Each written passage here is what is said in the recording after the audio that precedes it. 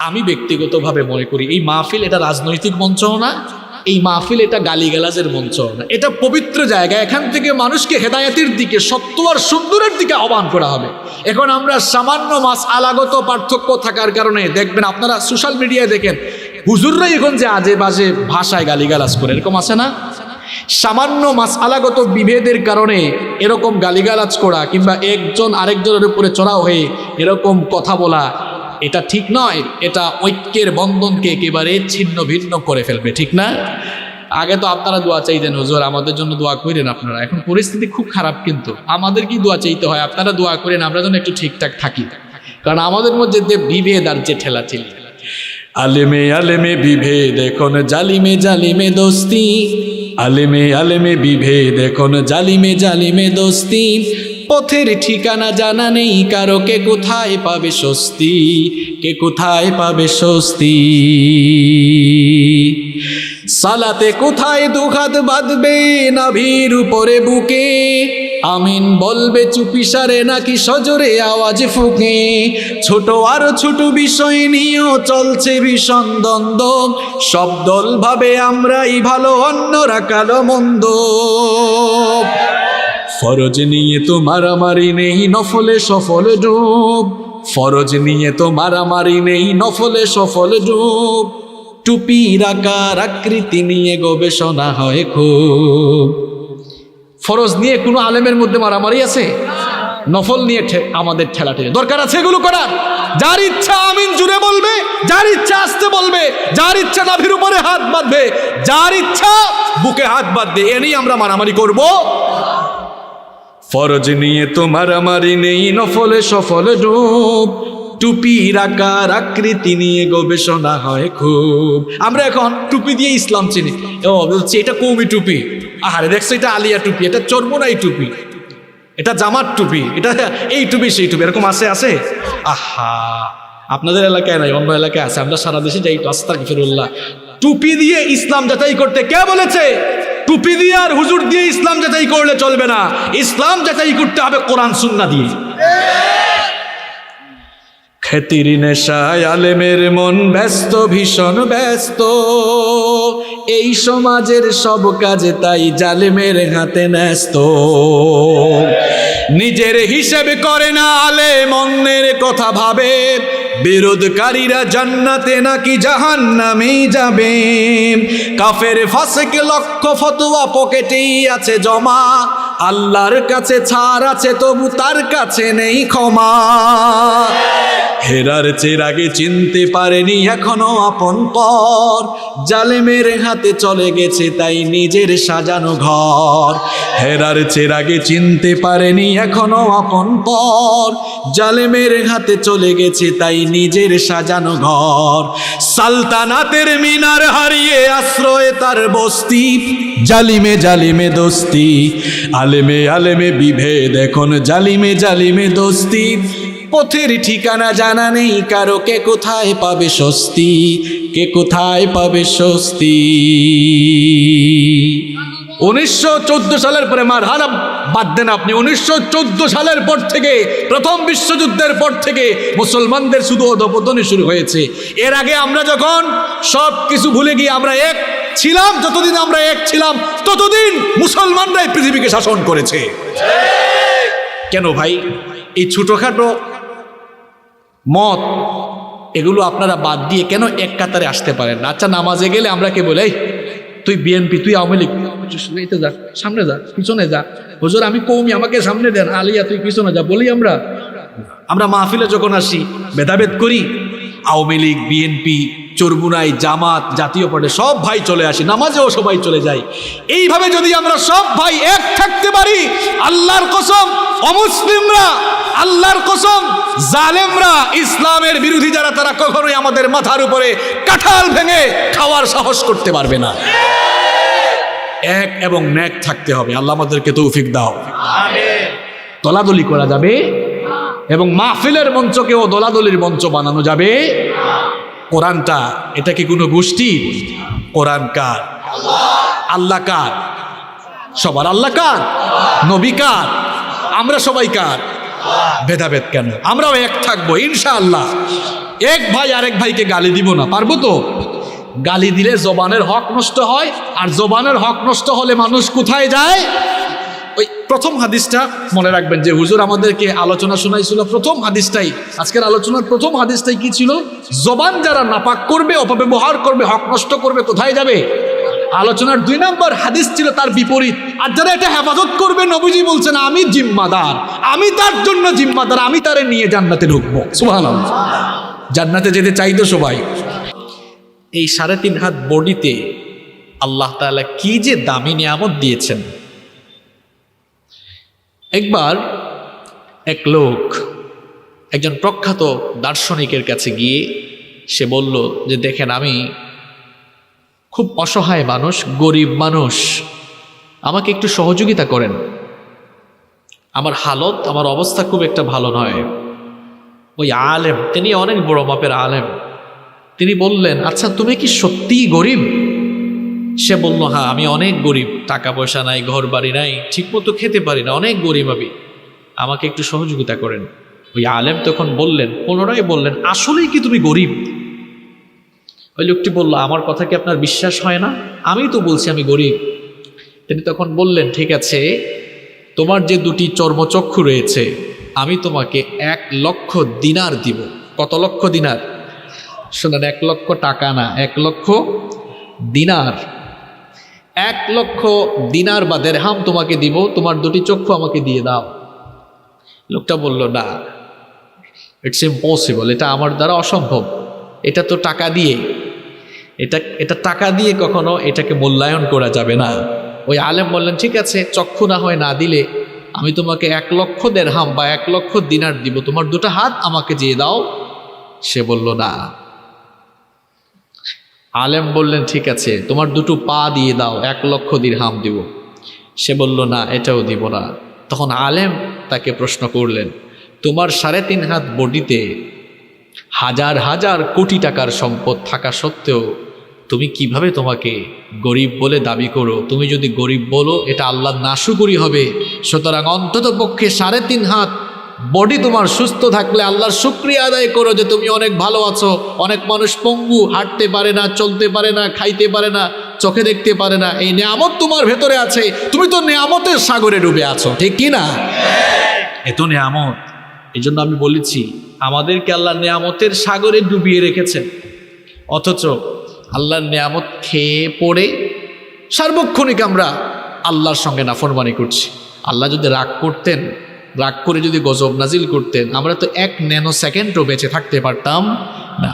অনেক নিয়ামত আল্লাহ আমাদেরকে দিয়েছেন। এই যে আমি কথা বলছি, কথা বলাটাও কিন্তু একটা নিয়ামত। কারণ আপনারা অনেককে দেখেছেন, বোবা মানুষ আপনারা দেখেছেন কিনা? বোবা মানুষ যারা, এরা কথা বলতে পারে না। আমাদের জিহবা, আমাদের ঠোঁট নড়লে কথা বের হয়, কিন্তু যারা বোবা, কথা বলতে পারে না, তাদের ঠোঁট বা জিহবা নড়লে আ আ ই আ, তাই না? কথা বের হয় না। সে চেষ্টা করে আমাদের মতো কথা বলার, কিন্তু সে পারে না, কারণ তাকে জবান শক্তি দেওয়া হয় নাই। সে বাক শক্তি, কথা বলার সেই শক্তি বা সামর্থ্য পায়নি। আমরা যারা পেয়েছি, এটি কার নেয়ামত? আসতে বলবেন না, এটি কার নেয়ামত?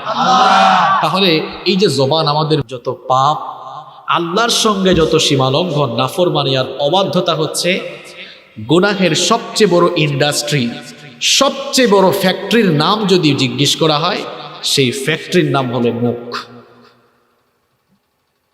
আপনি বলবেন হুজুর এটা কেমন কথা বললেন আপনি? আচ্ছা বলেন তো, বাংলাদেশে অনেক কিছুর ফ্যাক্টরি আছে না নাই? বাংলাদেশের বাইরে অনেক দেশে অনেক কিছুর ফ্যাক্টরি আছে না? ফ্যাক্টরি থেকেই তো একটি প্রোডাক্ট সেখান থেকে ম্যানুফ্যাকচার হয়, উৎপন্ন হয়। তো এই যে গুনাহ করছে মানুষ, গোটা পৃথিবীতে মানুষ গুনাহ করছে, পাপ করছে। গুনাহ কিন্তু মানুষ বিভিন্ন জিনিস দিয়ে করছে, কিন্তু গুনাহের সবচেয়ে বড় ইন্ডাস্ট্রি, বড় ফ্যাক্টরির নাম কি? আপনারা বলবেন হুজুর কই, মুখ তো দেখে ছোট, এটা তো হাত দিয়ে ধরা যায়, এটা এত বড় হইলো কেমন? এটা সাইজ বুঝাচ্ছি না, বরং এটার কামাই, এটার অর্জন বুঝাচ্ছি। পৃথিবীতে বেশি গুনাহ হয় যে জিনিসটা দিয়ে, সে জিনিসটার নাম কি? গুনাহের পাহাড় তৈরি করে ফেলেছে মানুষ। এই জবান দিয়ে মিথ্যা বলছে, মুখ দিয়ে গীবত করছে, মুখ দিয়ে অপবাদ দিচ্ছে, মুখ দিয়ে হাজব্যান্ড ওয়াইফে, ভাইয়ে ভাইয়ে গেঞ্জাম লাগিয়ে দিয়েছে, মুখ দিয়ে মানুষকে কটু কথা বলছে, মুখ দিয়ে মানুষের নাম ভাঙ্গাই দিচ্ছে, আলেম ওলামাকে গালি দিচ্ছে, এই জবান দিয়ে ইসলামের বিরোধিতা করছে। তাহলে জবান দিয়ে পাপ হচ্ছে নাকি হচ্ছে না? এই জবান এটি অনেক বড় নিয়ামত। এর সঠিক ব্যবহার করলে আল্লাহ তাআলা খুশি হবেন, কিন্তু এর অপব্যবহার আপনাকে জাহান্নামের দ্বার প্রান্তে নিয়ে যাবে। সাহাবী নবীজিকে জিজ্ঞেস করলেন, নবী গো, কোন আমল মানুষকে জাহান্নামে নিয়ে যায়? তিরমিজি, ইবনে মাজাহ এবং মুসনাদে আহমদের মধ্যে হাদিস বর্ণিত হয়েছে, عن أبي هريرة رضي الله عنه قال سئل رسول الله صلى الله عليه وسلم سيد المحدثين আবু হুরায়রা রাদিয়াল্লাহু আনহু হাদিস বর্ণনা করেছেন, তিনি বলেছেন নবী করিম সাল্লাল্লাহু আলাইহি ওয়াসাল্লামকে প্রশ্ন করা হলো, মা আকথারু মা ইউদখিলুন নাসান নার, ওগো আল্লাহর নবী, কোন জিনিসের কারণে মানুষ সবচাইতে বেশি জাহান্নামে যাবে? কোন জিনিসটার কারণে মানুষ জাহান্নামে ঢুকবে? আল্লাহর নবী বললেন, দুটো জিনিসের অপব্যবহারের কারণে সবচাইতে বেশি জাহান্নামে মানুষ ঢুকবে। জুড়ে বলেন কয়টা? আরো জুড়ে বলেন কয়টা?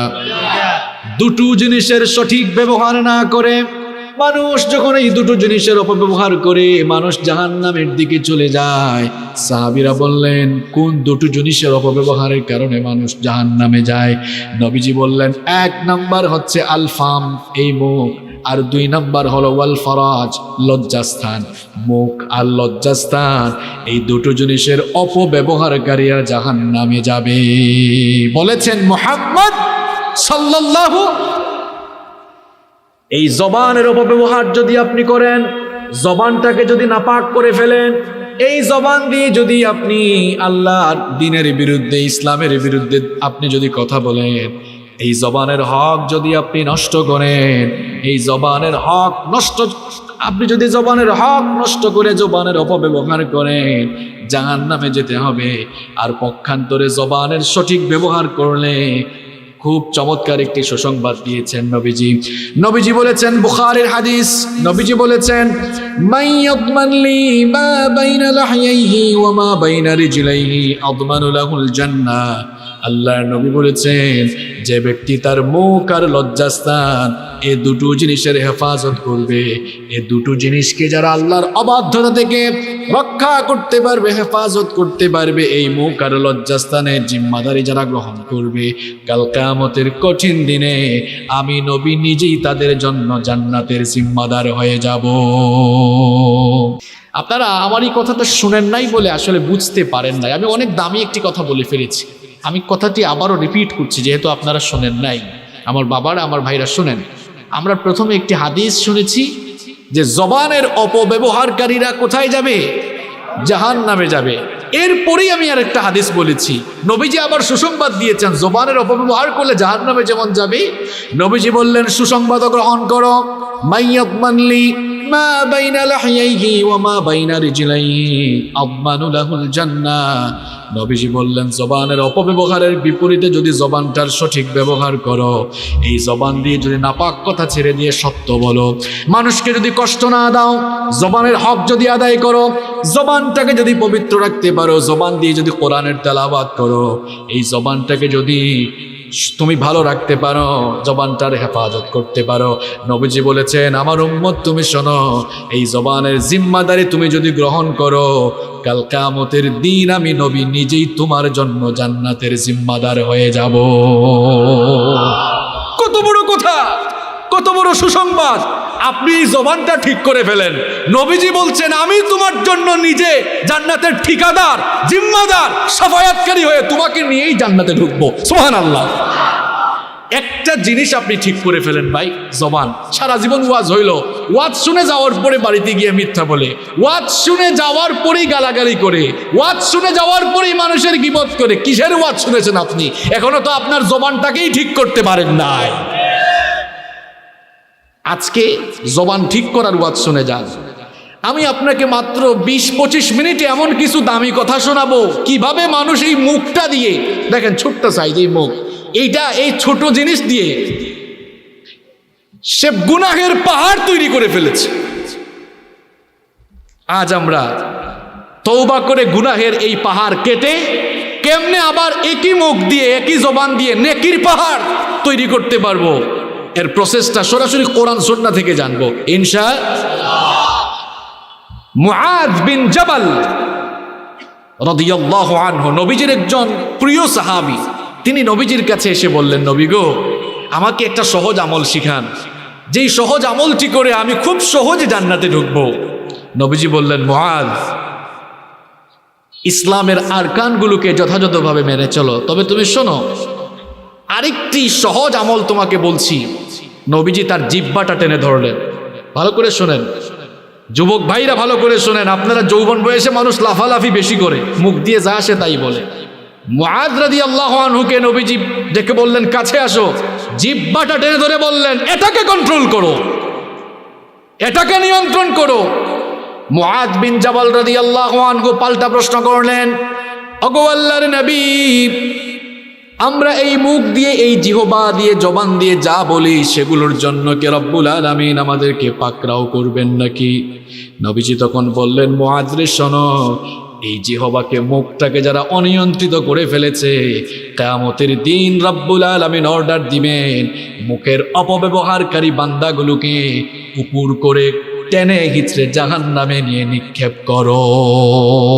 নাউযু বিল্লাহি মিন। কি শুরু করেছেন আপনি? আপনার মন যা চায় তাই বলেন। এই জবানটাকে নাপাক করে ফেলেছেন, জিহ্বার হক নষ্ট করেছেন, মুখের হক নষ্ট করে আপনি মানুষের ক্ষতি করেন নাই, নিজের পায়ে নিজে কুড়াল মেরেছেন, নিজেকেই আপনি জাহান্নামের দিকে টেনে নিয়ে যাচ্ছেন, নিজেকে ধ্বংস করছেন আপনি। কিভাবে মানুষ তার এই মুখ দিয়ে গুনাহের পাহাড় তৈরি করছে দেখেন। মাত্র কয়েকটা পয়েন্ট। বাবারা, আমি আগেই বলেছি আমি লম্বা কথা বলি না, থাকা যাবে তো কয়েকটা মিনিট।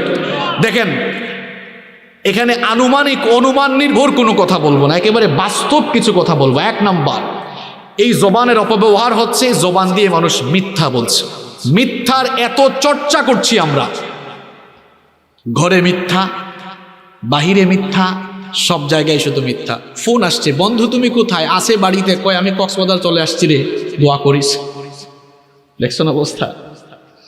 আমরা আমাদের ছেলে মেয়েদেরকেও মিথ্যা বলা শেখাচ্ছি। এক বাবা তার ছেলেকে বলতেছে, বাবারে তোমার হাতের লেখা তো সুন্দর না, বাংলা হাতের লেখা সুন্দর করো, দাও আমি তোমাকে লিখে দিই। এরপরে বাবা খাতায় লিখছে, সত্য মানুষকে মুক্তি দেয়, মিথ্যা মানুষকে ধ্বংস করে। বললো, এই দেখো আব্বু তোমাকে সুন্দর করে লিখে দিয়েছি, এবার দেখে দেখে তুমি লিখো। ছেলেও লিখতেছে, সত্য মানুষকে মুক্তি দেয়, মিথ্যা মানুষকে ধ্বংস করে। কিছুক্ষণ পরই বাসায় কলিং বেল বাজছে। তো ওয়াইফকে বললো, দেখো তো কাকে দেখা যায়, কে আসছে? পাশের বাড়ির সগির ভাই আসছে। কয় হায় হায়, কি বলো? সগির ভাই তো আমার কাছে 2000 টাকা পায়। আচ্ছা আব্বু তুমি যাও তো, দরজাটা খুলে দাও। ছেলেকে বলতেছে, দরজা খুলো। দরজা খুলে বললো, আব্বু বাসায় নাই। কোথায় নাই? এই মিথ্যা বলাটা শিখাই দিচ্ছে বাপ তার ছেলেকে। ছেলেও বলতেছে, আব্বু একটু আগে না আপনি আমাকে লিখাইলেন, পড়াইলেন, শিখাইলেন, সত্য মানুষকে মুক্তি দেয়, মিথ্যা মানুষকে ধ্বংস করে। বাবারে ওই লেখাটা খাতার ভিতরেই থাকুক, এখন তুই আমার এইটা বলে নাজাত দিয়ে মুক্তি দে, যা বল গিয়ে। এরকম মিথ্যা আমরা আমাদের ছেলে মেয়েদেরকে শেখাচ্ছি না শেখাচ্ছি না? তাহলে আমরা জবানকে সঠিক ব্যবহার করছি না অপব্যবহার করছি? আপনি বলতে পারেন, হুজুর একটা দুইটা মিথ্যা বললে আর কি হয়? মিথ্যা বলার কয়েকটা ক্ষতিকর দিক আছে। আমি যদি আপনাদেরকে বলি কোন মানুষের মুখে দুর্গন্ধ বেশি, আপনারা বলবেন, হুজুর যে কয়েকদিন দাঁত ব্রাশ করে নাই তার মুখ থেকেই সবচেয়ে বেশি দুর্গন্ধ আসবে। এটা আপনাদের জাগতিক চিন্তা ভাবনা, জাগতিক দৃষ্টিকোণ থেকে আপনারা মনে করেন দাঁত ব্রাশ না করলেই শুধু মুখে দুর্গন্ধ হয়। কিন্তু আল্লাহর নবী বলেছেন, তিরমিজি শরীফের হাদিস, ইদা কাযাবাল আবদু তাবাআদা আনহুল মালাক মিলাম মিন্নাতনি মা জাআ বিহি। আল্লাহর নবী বলেছেন, যখন কোনো বান্দা মিথ্যা বলে, তার মিথ্যা কথার দুর্গন্ধে রহমতের ফেরেশতা তার দৃষ্টি সীমানার বাহিরে চলে যায়। সুবহানাল্লাহ পড়ছে নাকি? সুবহানাল্লাহ পড়ে। এটা নাউযুবিল্লাহ মানে সুবহানাল্লাহ হবে। কেউ আপনারা তালে আছেন না বেতালে আছেন? নবীজি বলছেন, যখন কেউ মিথ্যা বলে, তার মিথ্যা কথার দুর্গন্ধে ফেরেশতা, এখানে তো বলা হয়েছে মিলান, মানে 1 মাইল। আবার অন্য রেওয়ায়াতে অন্য বর্ণনা এসেছে দৃষ্টি সীমানার বাহিরে রহমতের ফেরেশতা চলে যায়। যার সাথে রহমতের ফেরেশতা থাকে না তার সাথে থাকে শয়তান। কে থাকে? সুতরাং মিথ্যা বলার 1 নাম্বার ক্ষতিকর হলো তার আশেপাশে রহমতের ফেরেশতা থাকে না। যে ব্যক্তি মিথ্যা বলে শয়তান তার সঙ্গী হয়ে যায়, শয়তান ওই লোকটাকে তার দুস্থ বানিয়ে ফেলে। এখন বলেন তো সবাই, আমরা শয়তানের বন্ধু হতে চাই নাকি আমরা নবীজির আশেক হতে চাই? আমরা কেউ শয়তানের বন্ধু হতে চাই না, আমরা আল্লাহর ওলি হতে চাই, আল্লাহর বন্ধু হতে চাই, নবীজির খাঁটি উম্মত, নবীজির খাঁটি প্রেমিক হতে চাই। তাহলে যদি আমরা আল্লাহর প্রেম, আল্লাহর দয়া, ভালোবাসা, নবীজির মহব্বত পেতে চাই, তাহলে মিথ্যা কথা বলবো নাকি মিথ্যা কথা ছাড়বো? মিথ্যা কথা বললে আপনার জবানের হক, জিহ্বার হক নষ্ট হবে, মুখে দুর্গন্ধ হবে, এমন দুর্গন্ধ রহমতের ফেরেশতা 1 মাইল, অন্য বর্ণনায় এসেছে দৃষ্টি সীমানার বাইরে চলে যায়। এটা হচ্ছে মিথ্যা বলার 1 নাম্বার কুফল। আর মিথ্যা বলার সবচাইতে বড় কুফল হলো যখন মানুষ মিথ্যা বলে আর ইমানদার থাকে না, মুনাফিক হয়ে যায়। এটা মোল্লার কথা না, আল্লাহর কথা। কোরআনুল কারীমের 63 নম্বর সূরা সূরাতুল মুনাফিকুনের প্রথম আয়াতে রব্বুল আলামিন বললেন, ইযা জাআকাল মুনাফিকুনা ক্বালু নাশহাদু ইন্নাকা লারাসূলুল্লাহ ওয়াল্লাহু ইয়া'লামু إنك لرسوله والله يشهد إن المنافقين لكاذبون। আল্লাহ তাআলা বলছেন, ওগো আমার হাবিব, মুনাফিক মার্কা লোকেরা যখন তোমার কাছে আসে তারা বলে আমরা সাক্ষ্য দিচ্ছি তুমি আল্লাহর রাসূল। তুমি তাদেরকে জানিয়ে দাও আল্লাহ সাক্ষ্য দিচ্ছেন নিঃসন্দেহে তুমি আল্লাহর রাসূল। আর তাদেরকে এটাও বলে দাও ইন্নাল মুনাফিকিনা লাকাযিবুন, নিশ্চয়ই মুনাফিকেরা মিথ্যাবাদী। মুনাফিকের স্বভাব হলো কথায় কথায় মিথ্যা বলে। কথায় কথায় কি বলে? আবার হাদিসে এসেছে নবীজি বলেছেন মুনাফিকের স্বভাব হলো ইদা হাদ্দাথা কাযাবা, কথা বলার সময় সত্য বলে নাকি মিথ্যা বলে? এখন বলবেন হুজুর মুনাফিক হলে কি হবে, মুনাফিকের পরিণতি কোথায়? এবার শোনেন, কাফের মুশরিকরা যাবে জাহান্নামে। বড় বড় কাফের যারা ছিল, যদি আপনাদেরকে জিজ্ঞেস করি পৃথিবীর বড় বড় কাফের কারা, আপনারা হয়তো আমার সাথে তাল মিলিয়ে বলবেন হুজুর নমরুদ, ফেরাউন, আবু লাহাব, আবু জাহাল, উতবা, শাইবা, হামান, সাদ্দাত, করুন, এরা হচ্ছে পৃথিবীর না একেবারে কুখ্যাত কাফের, সিলমারা কাফের। কোরআনে একেবারে সিল মেরে এদেরকে কাফের বলা হয়েছে। কিয়ামতের দিন এই বড় বড় কাফেরগুলোকে জাহান্নামের উপরের তলায় রাখা হবে। মুনাফিকগুলো ওই বড় বড় কাফেরদের চাইতেও এত খারাপ। ইন্নাল মুনাফিকিনা ফিদ দারকিল আসফালি মিনান নারি ওয়ালান তাজিদা লাহুম নাসীরা। কথাটা আমার না আল্লাহর। আল্লাহ তাআলা বলছেন কাফেরগুলো তো ভালো, এরা তো জাহান্নামের উপরে থাকবে। আর কথায় কথায় মিথ্যা বলে যারা মুনাফিকের ভাইরাসে আক্রান্ত হয়ে গেল, যারা মুনাফিকগুলো মরলে জাহান্নামের উপরের তলায় নয়, বরং জাহান্নামের সবচাইতে নিচে থাকবে। মিথ্যা যখন বলে ইমানদার থাকে না, মুনাফিক হয়ে যায়। কি হয়ে যায়? তাহলে মিথ্যা বলে মানুষ মুখ দিয়ে, তাহলে মিথ্যা বললে আমরা জবানটাকে অপব্যবহার করছি মিথ্যা বলে। আর মিথ্যা বলার কুফল বললাম কয়টা? 2টা। 1 নাম্বার মুখের দুর্গন্ধ, রহমতের ফেরেশতা চলে যায়। 2 নাম্বার মিথ্যা বললে মানুষ, এরপরে 2 নাম্বার বললাম মিথ্যা বললে মানুষ মুনাফিক হয়ে যায়। আমরা কি মুনাফিক হয়ে মরতে চাই নাকি ইমানদার হয়ে? আস্তে বলবেন না, জোরে বলেন, কি হয়ে মরবো? ইমানদার হয়ে যদি মরতে চাই তাহলে আজকে থেকে আমরা কি সিদ্ধান্ত নিব? আমরা সত্য কথা বলবো, মিথ্যা ছাড়বো। পারবো তো ইনশাল্লাহ? কথায় কথায় মিথ্যা বলা যাবে। তাহলে 1 নাম্বার বলছিলাম মানুষ এই জিহ্বাকে অপব্যবহার, মুখের অপব্যবহার করছে। 1 নাম্বার কি বলে? সবাই বলেন কি বলে? কষ্ট হচ্ছে বাবারা? 2 নাম্বার মানুষ তার মুখ নষ্ট করছে, জিহ্বার হক নষ্ট করছে। এই মুখ দিয়ে অশ্লীল ভাষায় গালাগালি করে, এক ভাই আরেক ভাইকে গালি দেয়, একজন আরেকজনকে ইচ্ছা মতো গালি দেয়। আবার গালি দিয়ে অনেকে অনেক সময় আরেকজনকে এসে বলে ভাই কামের কাম করছি, লোকটাকে একদম গালি দিয়ে শেষ করে ফেলছি।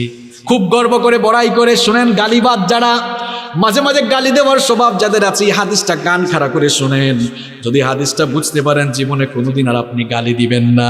আল্লাহর নবী বলেছেন, আল মুস্তাব্বানি মা ক্বালা ফাআলাল বাদি মিনহুমা মা লাম ইয়াতাদিল মাজলুম। তিরমিজি শরীফের হাদিস। আল্লাহর নবী বলেছেন, দুই ব্যক্তি যখন একজন আরেকজনকে গালিগালাজ করে, তখন যে ব্যক্তি গালি দেয় তার অন্য ভাইকে যে সে গালিটা দিল, ওই গালিটা তার উপর না পড়ে যে গালিটা দিয়েছে গালিটা তার উপর পড়ে যায়।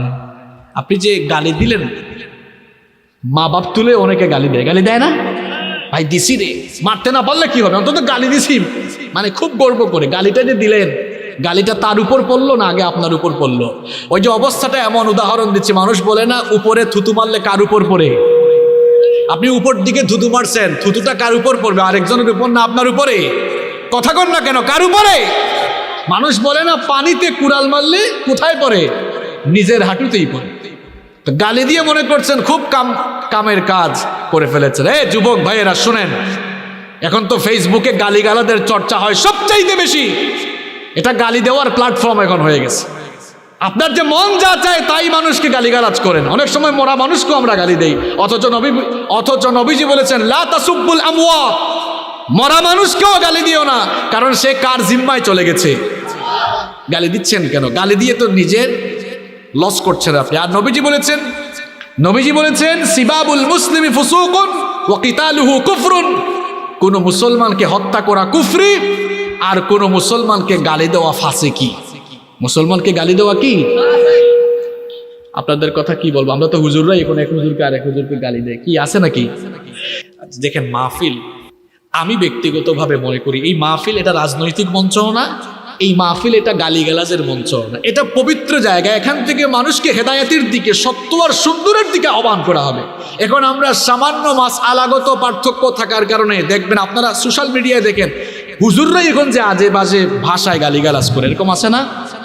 সামান্য মাসআলাগত বিভেদের কারণে এরকম গালিগালাজ করা কিংবা একজন আরেকজনের উপরে চড়াও হয়ে এরকম কথা বলা, এটা ঠিক নয়। এটা ঐক্যের বন্ধনকে একেবারে ছিন্ন ভিন্ন করে ফেলবে, ঠিক না?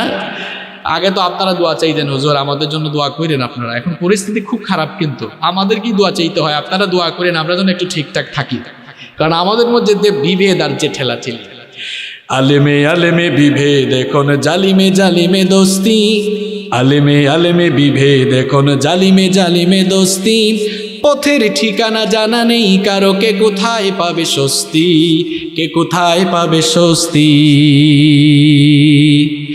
সালাতে কোথায় দুহাত বাঁধবে নাভির উপরে বুকে, আমিন বলবে চুপিসারে নাকি সজোরে আওয়াজ ফুঁকে, ছোট আরো ছোট বিষয় নিয়েও চলছে ভীষণ দ্বন্দ্ব, সব দল ভাবে আমরাই ভালো অন্যরা কালো মন্দ, ফরজ নিয়ে তো মারামারি নেই নফলে সফল ডুব, ফরজ নিয়ে তো মারামারি নেই নফলে সফল ডুব, টুপির আকার আকৃতি নিয়ে গবেষণা হয় খুব। ফরজ নিয়ে কোনো আলেমের মধ্যে মারামারি আছে? নফল নিয়ে আমাদের ঠেলাঠেলি দরকার আছে এগুলো করার। যার ইচ্ছা আমিন জুড়ে বলবে, যার ইচ্ছা আসতে বলবে, যার ইচ্ছা নাভির উপরে হাত বাঁধবে, যার ইচ্ছা বুকে হাত বাঁধবে, এ নিয়ে আমরা মারামারি করব? ফরজ নিয়ে তো মারামারি নেই নফলে সফল ডুব, টুপির আকার আকৃতি নিয়ে গবেষণা হয় খুব। আমরা এখন টুপি দিয়ে ইসলাম চিনি, বলছি এটা কৌমি টুপি, আহারে দেখছো এটা আলিয়া টুপি, এটা চর্মনাই টুপি, এটা জামাত টুপি, এটা এই টুপি সেই টুপি, এরকম আছে?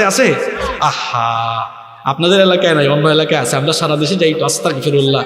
টুপি দিয়ে ইসলাম যাচাই করতে কে বলেছে?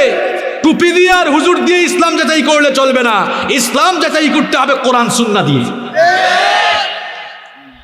খ্যাতির নেশায় আলেমের মন ব্যস্ত, ভীষণ ব্যস্ত, এই সমাজের সব কাজে তাই জালেমের হাতে ন্যস্ত, নিজের হিসেব করে না আলেম অন্যের কথা ভাবে, বিরোধকারীরা জান্নাতে নাকি জাহান্নামেই যাবে, কাফের ফাসিক লক্ষ ফতোয়া পকেটেই আছে জমা, আল্লাহর কাছে ছাড় আছে তবু তার কাছে নেই ক্ষমা। হেরার চেরাগে চিনতে পারেনি এখনো আপন পর, জালেমের হাতে চলে গেছে তাই নিজের সাজানো ঘর। হেরার চেরাগে চিনতে পারেনি এখনো আপন পর, জালেমের হাতে চলে গেছে তাই নিজের সাজানো ঘর। সালতানাতের মিনার হারিয়ে আশ্রয়ে তার বস্তি, জালিমে জালিমে দোস্তি, আলেমে আলেমে বিভেদ এখন জালিমে জালিমে দোস্তি। পথের ঠিকানা জানা নেই কারো, কে কোথায় পাবে স্বস্তি, কে কোথায় পাবে স্বস্তি।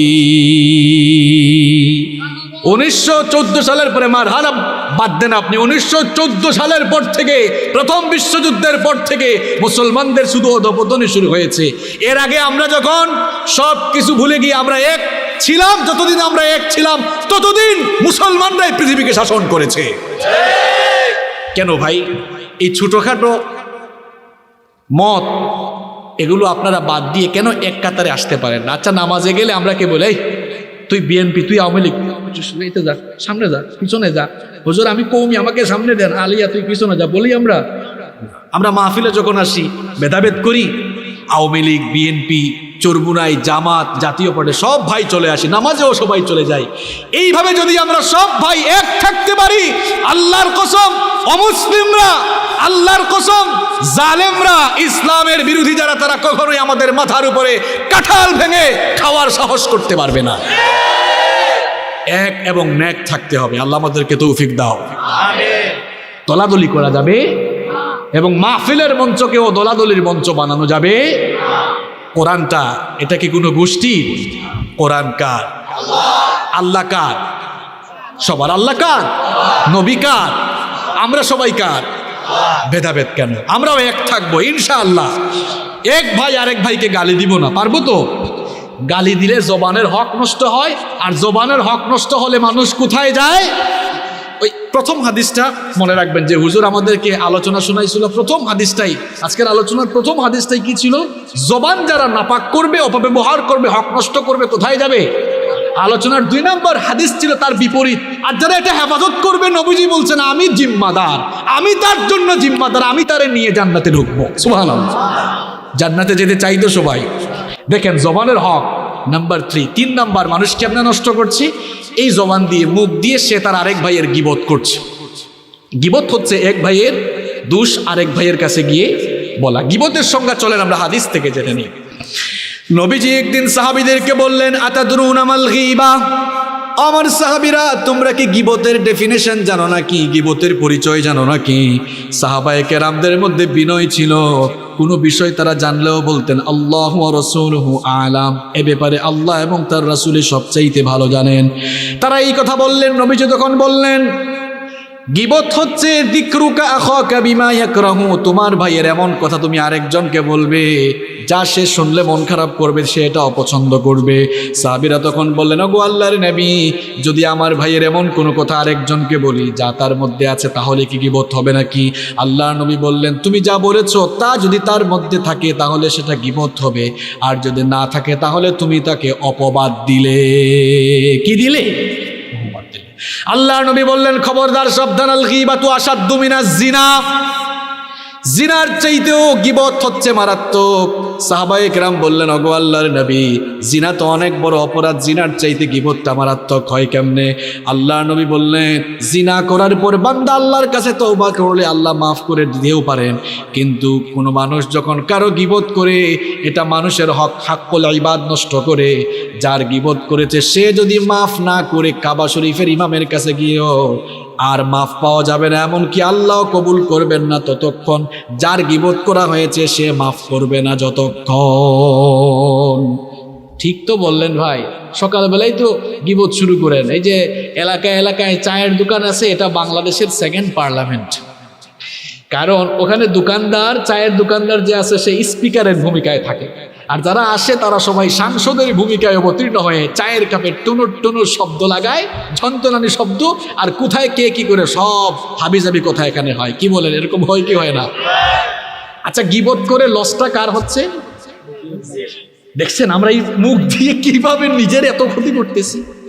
আহা, আমরা তো অনেক সময় অনেক হুজুরের বিরুদ্ধে বলি, এই হুজুরটা এমন। আপনি কি হুজুরকে কাছে গিয়ে দেখছেন কখনো হুজুরটা কেমন? এরকম বলে বলে নিজের লস কেন করছেন? নবীজি বলছেন, আমি মেরাজের রাতে যখন মেরাজে গেলাম, লক্ষ্য করলাম কিছু লোক তাদের হাতের নখ পিতলের তৈরি নখ দিয়ে নিজেদের মুখ, নিজেদের চেহারার মাংসগুলোকে তারা ছিন্ন ভিন্ন করছে। নবীজি বললেন, ওগো জিবরিল, এই লোকগুলো কারা? এরা কি কারণে তাদের নখ দিয়ে নিজেদের চেহারাগুলোর মাংসগুলো ছিন্ন ভিন্ন করছে? জিবরিল তখন বললেন, এই লোকগুলো এরা মরা ভাইয়ের গোশত খেত, অর্থাৎ এরা তাদের ভাইয়ের গীবত করত, এই জন্য আল্লাহ তাআলা তাদের জন্য এমন শাস্তির ব্যবস্থা করেছেন। নাউযু বিল্লাহি মিন। আমার ভাইরা, আমার বাবারা, গীবত করবো আমরা? ছেড়ে দিব তো ইনশাআল্লাহ। আমরা আমাদের জবান পবিত্র রাখবো, আল্লাহ তৌফিক দান করেন। কষ্ট হচ্ছে আপনাদের? এই তো আমরা কিন্তু শেষ দিকে চলে এসেছি, আমি কষ্ট দিব না। নাম্বার 4, আমরা এখন কিন্তু আলোচনা আজকে 2 পার্ট। কয় পার্ট? প্রথম পার্ট, কেমনে মুখ দিয়ে গুনাহের পাহাড় তৈরি হয়। দ্বিতীয় পার্ট একটু পরে শুরু হয়ে যাবে, কেমনে আবার মুখ দিয়ে নেকির পাহাড় তৈরি করা যায়। শুনবো তো ইনশাআল্লাহ। 4 নাম্বার, এই মুখ দিয়ে আমরা দ্বিমুখী কথা বলি। দ্বিমুখী কথা, এক এক সময় এক এক কথা। মাহফিলে যখন আসলো, ইমানদারের বেশ ধরে আসলো, ভালো ভালো কথা বলল। আবার মাহফিল থেকে গিয়ে যখন নাচ গানের আসরে গেল, তখন নাচ গানওয়ালাদের পক্ষে বলল, এই যে মানুষ একটা কিন্তু তার মুখ বা জিহ্বাকে ব্যবহার করলো কয় দিকে। এইরকম দ্বিমুখী নীতি যারা অবলম্বন করবে, নবীজির ভাষায় এরা মুনাফিক, এরাও জাহান্নামের নিচের তলায় থাকবে এবং এরাও তাদের জবানের হক নষ্ট করে নিজেদেরকে জাহান্নামী বানাচ্ছে। নাম্বার 5 নম্বরে মানুষ কিভাবে তার জবানের হক নষ্ট করছে। মানুষ তার এই জবান দিয়ে, তার মুখ দিয়ে চুগলখুরি করছে। চুগলখুরি মনে হয় এই পেকুয়া এলাকায় নাই, আছে মানে চুগলখুরি না থাকলে কি ঘরে ঘরে এত অশান্তি, এত আগুন জ্বলে, ভাইয়ে ভাইয়ে এত মারামারি? চুগলখুর কারা? একজনের কথা আরেকজনের কাছে গিয়ে লাগায়। এমনকি মাহফিল নিয়েও এখন চুগলখুরি শুরু হয়েছে। এমন চুগলখুর হয়েছে গিয়ে বলে যারা মাহফিলের আয়োজন করেছে, এরা কিন্তু এইটা করে ওইটা করে, ওই পার্টি, হুজুরটাও কিন্তু মনে হয় ওই পার্টির, এই যে চুগলখুরি করে মাহফিল বন্ধ করে আছে না নাই? অথচ মাহফিলটাকে কোনো দলের নাকি আল্লাহর। মাহফিলে আমরা যারা কথা বলি, আমরা কি নিজেদের কথা বলি না আল্লাহ রাসূলের কথা বলি? এই যে আমি প্রায় আধা ঘন্টার উপরে বক্তব্য রাখছি, আমি কি হিংসা বিদ্বেষ ছড়াচ্ছি নাকি? আমি কথাগুলো বলছি কার?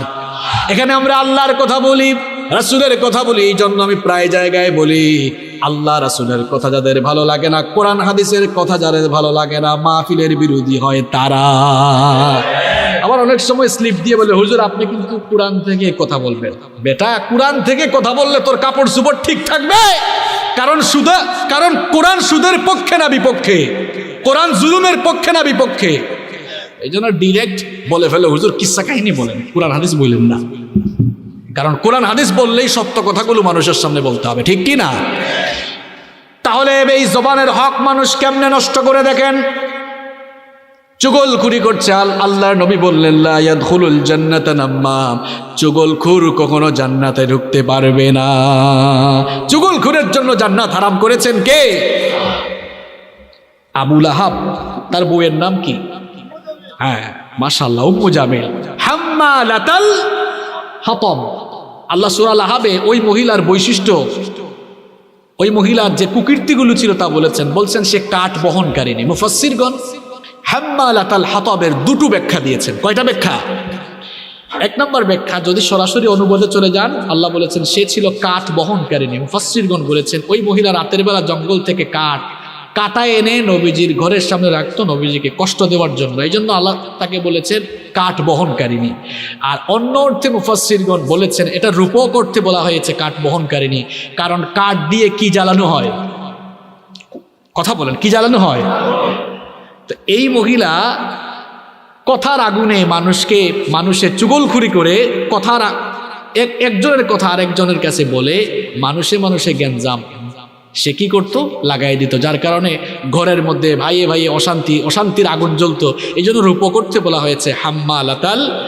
তাহলে এই অর্থে আমরা বলতে পারি যে চুগলখুর আর চুগলখুরনি যারা, আবু লাহাবের বউয়ের বান্ধবী আর বন্ধু তারা, ঠিক কি না? আমরা কি নবীর বন্ধু, আল্লাহর বন্ধু হব, না আবু লাহাবের বউয়ের বন্ধু বান্ধবী হব? তাহলে চুগলখুরি করা যাবে? ছেড়ে দিব তো আমরা? পেছনেরা ঘুমায় না, হুজুর বলতেছি না দেখি করার নিয়ত, এরকম আছে নাকি ভাই? নিয়ত আছে? এটা তাকবীর দেন তো মনে হয় ঘুমাই গেছে, তাহলে সবার ঘুম ছুটে যাবে। লিল্লাহি তাকবীর।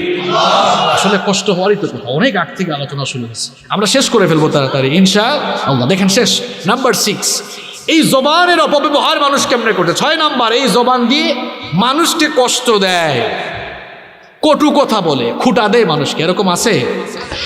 আল্লাহর নবী বলেছেন যে তার জবান দিয়ে তার আরেক ভাইকে কষ্ট দেয়, সে এখনো মুসলমানই হতে পারে নাই। বুখারী এবং মুসলিম শরীফের হাদিসে নবীজি বলেছেন, আল মুসলিমু মান সালিমাল মুসলিমুনা মিন লিসানিহি ওয়া ইয়াদিহি। আল্লাহর নবী বলেছেন সেই হলো মুসলমান, আসল মুসলমান, যেই লোকটার মুখ আর জিহবা থেকে অন্য মুসলমানরা নিরাপদ থাকে, যার মুখ এবং হাতের অনিষ্ট থেকে অন্য মুসলমান নিরাপদ থাকে। আপনি তো মুখ দিয়ে খালি মানুষকে কষ্ট দেন, গালি দেন, কটু কথা বলেন, কষ্টদায়ক কথা আপনি বলেন, এরকম বলে কিনা মানুষ? বলে। আমরা অনেকেই আছি 5 ওয়াক্তের নামাজি, ভালো করে শুনেন, অনেক নামাজি মানুষ আছে খিটখিটা স্বভাবের, অনেক নামাজি মানুষও কষ্টদায়ক কথা বলে, তার জবানটা ঠিক নাই, এরকম আছে না নাই? দেখবেন নামাজ পড়ে কিন্তু তার জবানটাকে ঠিক রাখতে পারে নাই, হজ করে, বাইতুল্লাহ যায়, ওমরা করে, যাকাত দেয়, এই ধরনের কিছু মানুষও আছে জবান দিয়ে মানুষকে কষ্ট দেয়। নবীজি সাহাবীদেরকে নিয়ে বসে আছেন, কিছু সাহাবীরা বললেন, ওগো আল্লাহর নবী, এক মহিলা ইন্তেকাল করেছে, ওই মহিলা বড় নামাজি ছিল, ওই মহিলা যাকাতও দিত, ওই মহিলা দান সদকাও করত, কিন্তু মহিলার মুখের কথা দ্বারা তার প্রতিবেশী আশপাশের মানুষ কষ্ট পেত। আল্লাহর নবী সাহাবীদেরকে বললেন, আমার সাহাবীরা শোনো, যতই সে নামাজি হোক না কেন, যতই সে যাকাত দাতা, যতই সে দান সদকাকারী, আর যতই রোজাদার হোক না কেন, জবানের হেফাজত না করার কারণে হিয়া ফিন্নার, ওই মহিলা আল্লাহর জাহান্নামে যাবে। ভালো করে শুনেন, জবানটা কত গুরুত্বপূর্ণ বিষয়। আবার সাহাবীরা বললেন, ওগো আল্লাহর নবী, আরেক মহিলা মারা গিয়েছে, খুব বেশি নামাজি ছিল না, খুব বেশি নামাজ পড়তো না, খুব বেশি রোজাদার ছিল না, খুব বেশি দান সদকা করতো না, কিন্তু তার জবানটা বড় পবিত্র ছিল, জবান দিয়ে কাউকে কষ্ট দিত না, ভাই বোনকে, মা বাপকে কষ্ট দিত না, প্রতিবেশীকে কষ্ট দিত না। এখন ওই জবান দিয়ে অনেককে মা বাবার সাথে খেচ্চরের মতো কথা বলে, আসে না নাই? মা বাপকে এই জবান দিয়ে কষ্ট দেয়, প্রতিবেশীকে কষ্ট দেয়। নবীজি বললেন, ভালো করে শোনো, ওই মহিলা নামাজ রোজা কম করলেও, দান সদকা কম করলেও, জবান দিয়ে যেহেতু মানুষকে কষ্ট দেয় নাই, আমি বলছি হিয়া ফিল জান্নাহ, জবানের হেফাজত করার কারণে সে জান্নাতে যাবে। যে কাকে কিভাবে মাফ করবেন? কিয়ামতের দিন অনেক নামাজিরা ধরা খেয়ে যাবে, অনেক রোজাদার ধরা খেয়ে যাবে। দেখেন কি সিস্টেম, কাকে যে আল্লাহ কিভাবে মাফ করেন। এই জন্য নবীজির একটা দোয়া শিখাই আপনাদেরকে। নবীজি বলতেন, আল্লাহুম্মা হাসিবনি হিসাবাই ইয়াসিরা, আল্লাহ গো আপনি সহজ করে হিসাব নিন, কারণ হিসাবের জন্য ধরলেই বাঁচা যাবে। এই জন্য জবানটাকে ঠিক রাখতে হবে, জবান দিয়ে মানুষকে কষ্ট দেওয়া যাবে না, জবান দিয়ে কষ্ট দেওয়া যাবে না, জবানটাকে ভালো কাজে ব্যবহার করতে হবে। আমরা কষ্ট দেই, মা বাপকে কষ্ট দেই, মা বাপ বুড়া হয়ে গেছে, বলে বুড়ার ঘরের বুড়া সবসময় তো ডিস্টার্ব করে কেন? আহারে তোমার বাপকে তুমি এমন কথা কেমনে বলো? এই বাবা মাথার ঘাম পায়ে ফেলে মানুষ করেছে। মাকে বলে বুড়ির ঘরের বুড়ি, এত কথা বলিও না। এরকম নাদান কিছু সন্তান আছে না নাই? আল্লাহ তাআলা দুনিয়ার মানুষকে শিখালেন তোমার জবানের ভাষা মা বাপের সঙ্গে কেমন হবে। আল্লাহ তাআলা কোরআনে শিখালেন, পড়েন আমার সাথে, ওয়াকুল লাহুমা কাওলান কারীমা। এই জবান দিয়ে সবচাইতে সম্মানের ভাষায় মা বাবার সঙ্গে কথা বলে। এই জবান দিয়ে আমরা সব জায়গায় আগুন লাগায় রেখেছি। জবান দিয়ে, আপনার এই জবানটা দিয়ে ভাবির সাথে একটু ভালো করে কথা বলতে পারেন না? হ্যাঁ, এত কষ্ট করে আপনার জন্য মহিলারা, ঘরের রানী কত কষ্ট করে আপনার জন্য। ভাবিকে আপনি একটু সুন্দর করে তার সাথে কথা বলেন না। ভাইরা রাগ করবেন না।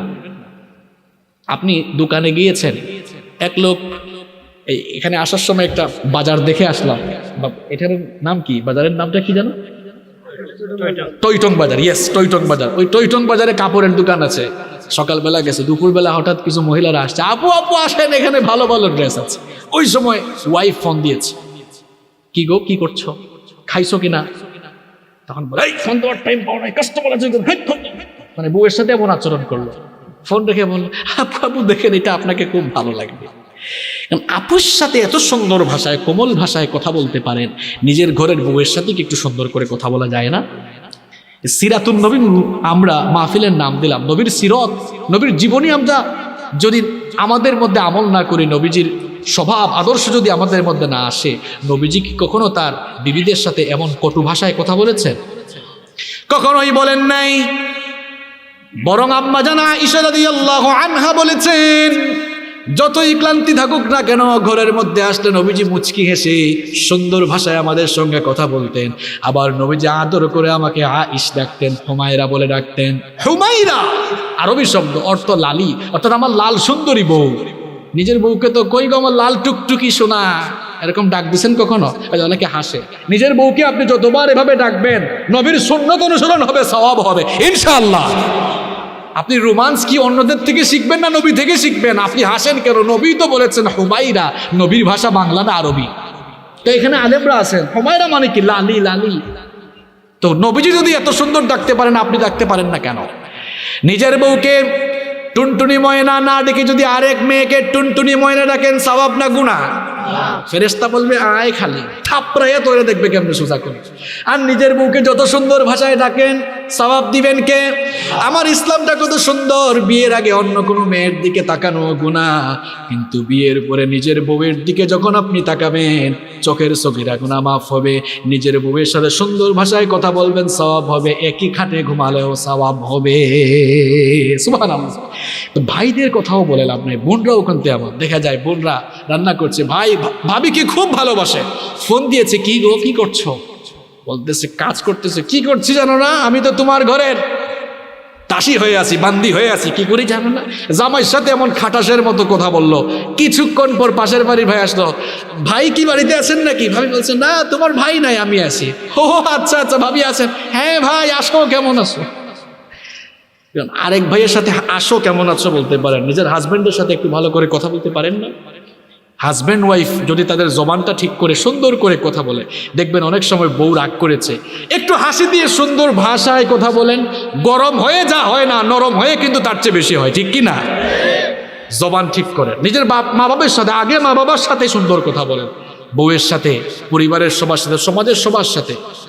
আমরা যারা জনপ্রতিনিধি আছি, আমাদের জনগণের সাথে অনেক সময় জনগণের অভিমান থাকে, কিন্তু সুন্দর ভাষায় বললে জনগণও খুশি হয়ে যায়, আছে না নাই? মুখের ভাষাটা সুন্দর করতে পারবো তো ইনশাআল্লাহ? আল্লাহ তৌফিক দান করেন। জবানের অপব্যবহার আমরা কেমনে করছি? 7 নাম্বার দেখেন, জবান দিয়ে যাচাই বাছাই না করেই কথা বলে। অনেক মানুষ শোনা কথা বলে বেড়ায়, এরকম মনে হয় পেকুয়াতে নাই আছে। মানে এই স্বভাব বাঙালির ভেতরে আরো সবচাইতে বেশি আছে। একজন মানুষ জীবিত থাকায় অবস্থায় এই বাংলাদেশের মানুষরাই শত শত বার মেরে ফেলার রেকর্ড আছে। কেমনে? দেখা যায় শুনছে মারা গেছে, ফেসবুকে স্ট্যাটাস, ইন্না লিল্লাহি ওয়া ইন্না ইলাইহি রাজিউন। এই যে এরশাদ সাহেব মারা যাওয়ার আগে কত শতবার যে মরছে। গুজব ছড়ানো হয় না? গুজব এটা কিন্তু মারাত্মক একটা জিনিস। এই যে কিছুদিন আগে কুমিল্লায় একটা ঘটনা ঘটলো, এটা কি আমরা সবাই চাই বলেন? সাম্প্রদায়িক সম্প্রীতি আমরা চাই, আমরা এই দেশে দাঙ্গা হাঙ্গামা চাই না। আপনারা চান? ওরে বাপরে বাপ, ঘটনা ঘটছে কুমিল্লায়, মানুষ খুন হয়ে গেছে চাঁদপুরে। শোনেন ভাইরা, রাগ করিয়েন না, ঠান্ডা মাথায় বুঝেন। বলেন তো কুমিল্লায় হয়েছে ঘটনা, কারণ পেকুয়ায় আপনারা যদি মন্দির ভাঙ্গাভাঙ্গি করেন, এটা কি ইসলামের শিক্ষা নাকি ইসলামের বিপরীত কাজ? এই কাজটা কেন করেন? এটা কোন আলেম শিখাইছে আপনাদেরকে? এই দেশে সরকার আছে না নাই? প্রশাসন আছে না নাই? সরকার প্রশাসন ব্যবস্থা নিবে, তদন্ত করবে। এখন বলবে হুজুর আমার তো ঈমান আছে, জিনিসটা দেখতে ভালো লাগে না। অবশ্যই আপনি আপনার ঈমানি জায়গা থেকে প্রতিবাদ জানাবেন, কিন্তু সেটা শালীনতার সাথে না অশালীনতার সাথে। আপনার মন চাচ্ছে হুজুর ভালো লাগতেছে না, একটু রাস্তায় দাঁড়িয়ে বলেন, ওকে বলেন, শান্তভাবে দাঁড়িয়ে থাকেন। পুলিশের ভাইরা আসলে বলেন, ভাইরা একটু সহযোগিতা করেন, কিছুক্ষণ দাঁড়ায়া বলে আমরা চলে যাব। পুলিশ বাধা দিবে? পুলিশকে হামলা করলেন, সরকারি বাসভবনে হামলা চালালেন, মন্দির ভাঙলেন, হিন্দুদের ঘরে আগুন লাগালেন। এমন শিক্ষা কে দিয়েছে আপনাকে? আমার ইসলাম এত সুন্দর, আল্লাহ বলেছেন খবরদার অন্য ধর্মের উপাস্যকে গালি দিও না, কারণ তুমি গালি দিলে সেও দেখবা তোমার রবকে গালি দিয়ে দিবে। যেন ইসলাম বলছে যেখানে মুসলমানরা থাকবে, মুসলমানদের সমাজে বা দেশে অমুসলিমরা থাকলে তাদেরকে নিরাপত্তা দেওয়া এটা মুসলমানদের ঈমানি দায়িত্ব। তবে ত্রিপুরায়, ভারতের ত্রিপুরায় বর্তমানে যা ঘটছে এটা আমরা কাম্য না, এটা আমরা চাই না। আমরা শালীন ভাষায়, সুন্দর ভাষায় বলতে চাই, হিন্দু, বৌদ্ধ, মুসলিম, খ্রিস্টান সবাই এই পৃথিবীতে বাস করবে, কেউ কারো ধর্ম নিয়ে কোনো কথা বলবে না। আমারটা আমি বলবো, আপনারটা আপনি বলেন, কিন্তু কারো বিরুদ্ধে বিদ্বেষ, ঘৃণা ছড়ানো যাবে। আচ্ছা বলেন তো, আমরা কোনো আলেমরা কোনো ঠাকুরকে গালি দিয়েছি? আমি বলি নাই, অন্তত আমি কখনো কোনো ঠাকুরকে গালি দেই নাই। বৌদ্ধদের যে গৌতম বুদ্ধ আছে আমরা গালি দেই, আমরা কার্টুন আঁকি, কিন্তু তোমরা পাইছোটা কি? কয়েকদিন পর পর নবীজিকে নিয়ে কার্টুন আঁকো। এখন আপনারা দেখছেন সোশ্যাল মিডিয়ায় ত্রিপুরায় নবীজিকে আজে বাজে ভাষায় গালিগালাজ করা হয়েছে। আমরা কি এটা চাই? আমরা এটা চাই না। এজন্য আমরা এখন, তারা গালি দিয়েছে বলে এখন আমরাও কি বাংলাদেশে বলে শ্রীকৃষ্ণকে গালি দিব? আমার ইসলাম এটা শেখায় না। তুমি গালি দিয়েছ, আমরা তোমাকে গালি দিব না, আমরা বলবো সত্যের দিকে ফিরে আসো। আর সবচেয়ে বড় কথা হলো, আমাদের মুসলমানদের একটা স্বভাব হলো, আপনারা বলেন তো, এই দেশে এই যে কুমিল্লায় এবং রংপুরে বিভিন্ন জায়গায় সাম্প্রদায়িক দাঙ্গা বা হিন্দু ভাইদের উপরে আক্রমণ হয়েছে, আমরা এটার প্রতিবাদ জানিয়েছি নাকি জানাই নাই? বাংলাদেশি একমাত্র রোজা আর পূজা একসাথে সম্ভব, ঠিক কি না? আমার বাড়ি সিলেটে অনেক জায়গায় আমি দেখেছি মসজিদ মন্দির মুখামুখি, কোনোদিন দাঙ্গা হাঙ্গামা হয় নাই, হবেও না ইনশাআল্লাহ। আমার মনে হয় এটা আলাদা কেউ আছে, আলাদা কোনো গোষ্ঠী যারা বাংলাদেশের শান্তি সম্প্রীতির এই বন্ধনকে নষ্ট করতে চাই। আমরা সরকারকেও বলবো এদেরকে ধরেন, যদি সে মুসলমান হয়, যদি কেউ হিন্দুদের মন্দির পুরায়, যদি কেউ হিন্দুদের মন্দিরে আগুন লাগায়, প্রতিমা ভাঙচুর করে, সে যদি মুসলমান হয়, তাকে কাপড় খুলে অন্তত 24 ঘন্টা পেটানো হোক, যেন আর এই ধরনের কাজ করার সাহস না করে। মুসলমান হইলেও তাকে পিটাইতে হবে, এমন সাহস কে তোমাকে দিয়েছে? হিন্দু ভাইদেরকেও আমরা বলতে চাই, ভাই আমাদের মনটা যেমন উদার, আপনাদের মনটাও উদার করেন। এই যে ভারতে এখন মসজিদ পুরানো হচ্ছে, আমরা মিডিয়ায় দেখছি, আপনারা কিছু বলছেন না, আপনারা বলেন যেটা ঠিক না।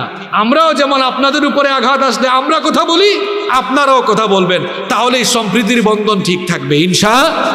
আল্লাহ আমাদেরকে বুঝার তৌফিক দান করেন। তো বলছিলাম, শোনা কথা বলে বেড়ান, শুনছে মারা গেছে, ফেসবুকে দিয়ে দিছে। আল্লামা আহমদ শফি রাহিমাহুমুল্লাহ তিনিও চলে গিয়েছেন, তিনি সহ বাংলাদেশের যত হক্কানি উলামায়ে কেরাম, যত ওলিয়া উলিয়া বিদায় হয়েছেন, যারা ইসলামের খেদমত করেছেন, আল্লাহ সবাইকে মাফ করেন। তো বলছিলাম যে কথা, অনেক মানুষ মারা যায় না, আমরা তাকে মেরে ফেলি, শোনা কথা বলে বেড়াই।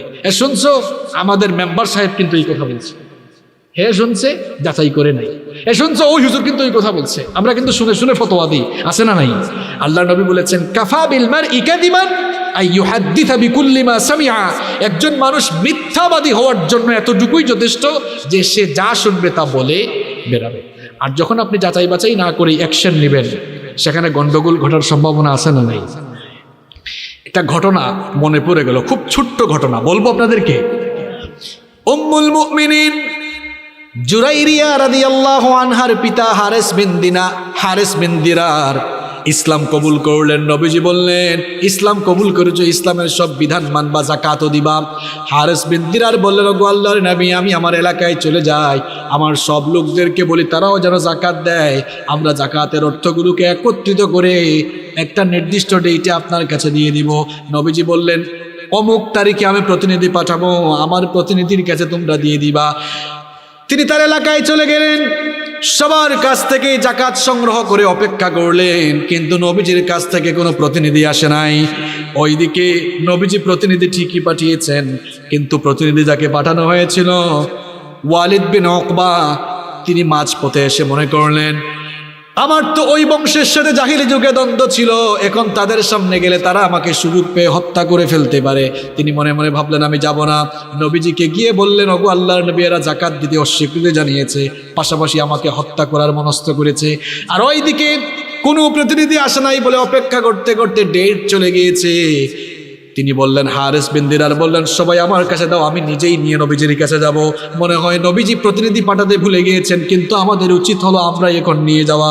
ওইদিকে ওয়ালিদ বিন উকবা বললেন, আমাকে তারা মেরে ফেলতে চেয়েছিল, তিনি না গিয়ে নবীজিকে বললেন মেরে ফেলতে চেয়েছিল। যাকাত দিতে অস্বীকৃতি জানিয়েছে। নবীজি তখন ইসলামের বীর সেনানী খালেদ বিন ওয়ালিদকে বললেন এক্ষুনি একটা সামরিক বাহিনী নিয়ে সেখানে অভিযানে যাও, যুদ্ধে যাও। খালেদ বিন ওয়ালিদ আপনারা জানেন তার নাম সাইফুল্লাহ, তিনি এবার তার বিশাল একটি সামরিক বাহিনী নিয়ে সেখানে রওনা করলেন যুদ্ধের জন্য। মাঝপথে গিয়ে এবার হারিস বিন দিরারের সাথে সাক্ষাৎ হলো। হারিস বিন দিরার তখন বললেন কার উদ্দেশ্যে যাচ্ছ, কাদের উদ্দেশ্যে যুদ্ধের জন্য যাচ্ছ? ওয়ালিদ বিন উকবা বললেন কার উদ্দেশ্যে, মানে তোমাদের সাথেই তো যুদ্ধ করার জন্য যাচ্ছি। তিনি বললেন কি অপরাধে, কেন আমাদের সাথে যুদ্ধ করতে চাচ্ছ? তিনি বললেন নবীজির পাঠানো প্রতিনিধিকে তোমরা হত্যা করতে চেয়েছো, যাকাত দিতে অস্বীকৃতি জানিয়েছো। তিনি বললেন আল্লাহর কসম নবীজির প্রতিনিধি আমাদের কাছে যায়ও নাই, আমরাও তাকে হত্যা করতে চাই নাই। খালিদ বিন ওয়ালিদ তখন বললেন কি বলো, তাহলে চলো আমার সঙ্গে নবীজির কাছে চলো। নবীজির কাছে যাওয়ার পরে তিনি বললেন ওগো আল্লাহর নবী, আপনার এই প্রতিনিধি আমাদের কাছে যায়ও নাই, আমাদের কাছে যাকাতও চায় নাই। নবীজি তখন ওয়ালিদ বিন উকবাকে বললেন কি ব্যাপার, তুমি না গিয়ে আমাকে বললে কেন? তখন তিনি বললেন ওগো আল্লাহর নবী, আমি মনে করেছিলাম সেখানে গেলে তারা হত্যা করতে পারে, এই জন্য আমি আপনাকে এসে এই কথা জানিয়েছিলাম। আল্লাহ তাআলা সঙ্গে সঙ্গে সূরা হুজুরাতের আয়াত নাজিল করলেন 6 নম্বর আয়াত। নবীজিকে আল্লাহ জানালেন ইয়া আইয়ুহাল্লাযীনা আমানু ইন জাআকুম ফাসিকুম বিনাবাইন ফাতাবায়ানু আন তুসিবু কওমান বিজাহালাতিন ফাতুসবিহু আলা মা ফাআলতুম নাদিমিন।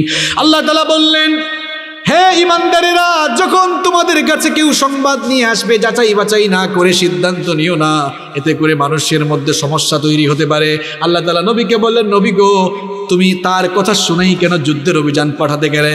তাহলে তুমি যদি যুদ্ধের অভিযান পাঠাতে, যুদ্ধ যদি হয়ে যেত মানুষের ক্ষয়ক্ষতি হতো কিনা? এই জন্য শোনা কথা কানে নিয়ে অ্যাকশন নেওয়া যাবে।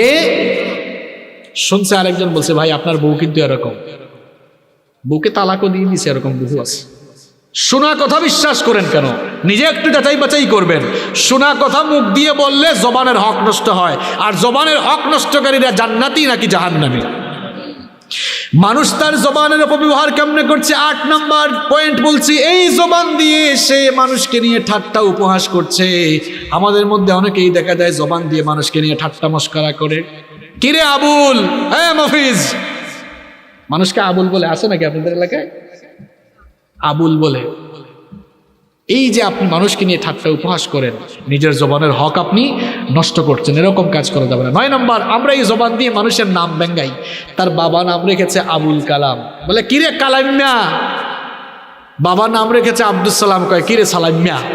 এরকম আছে আপনাদের এলাকায় এরকম নাম ব্যঙ্গায় মানুষের? আল্লাহ তাআলা বলেছেন বিসাল ইসমুল ফুসুকু বাদাল ঈমান, ঈমান আনার পরে মানুষকে মন্দ নামে ডাকা এটা কুফরি কাজ।